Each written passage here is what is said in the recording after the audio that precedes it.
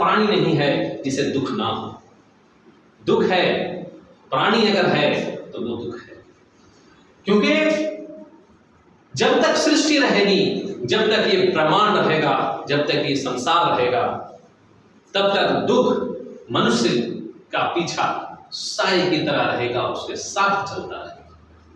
तो पहले आर्य सत्य में दुख है। दूसरा आर्य सत्य दुख का कारण है।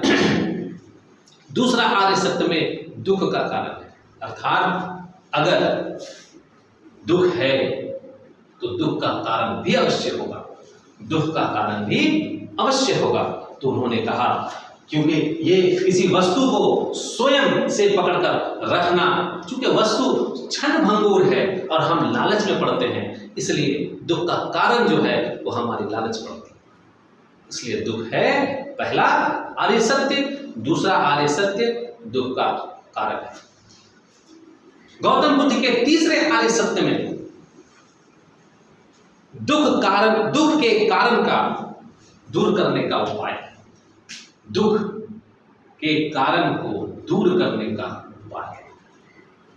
अगर दुख है, दुख का कारण है, तो कारण को दूर करने का भी उपाय है, जिसे कहा गया दुख निरोध, दुख दूर करने का उपाय। मुक्ति के लिए विवेक का जागना अति आवश्यक है, इसलिए अपने विवेक को जगाइए। चौथा आर्य सत्य, गौतम बुद्ध का चौथा यूनिवर्सल ट्रुथ, जिसे चौथा आर्य सत्य कहा गया, वो है दुख निरोध गामिनी प्रतिपदा। दुख दूर करने के मार्ग हैं, दुख दूर करने के मार्ग हैं, जिसे अष्टांगिक मार्ग कहा गया है।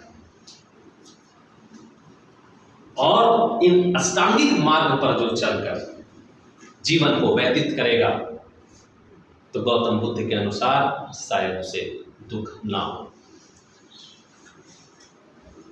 बुद्ध स्वयं कहते हैं, मैं स्वयं बुद्ध हूं, बुद्धं शरणं गच्छामि।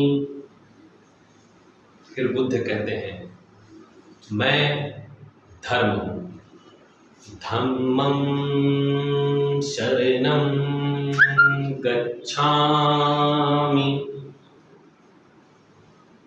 बुद्ध कहते हैं, मैं ही संघ, संघं शरणं गच्छामि। धन्यवाद।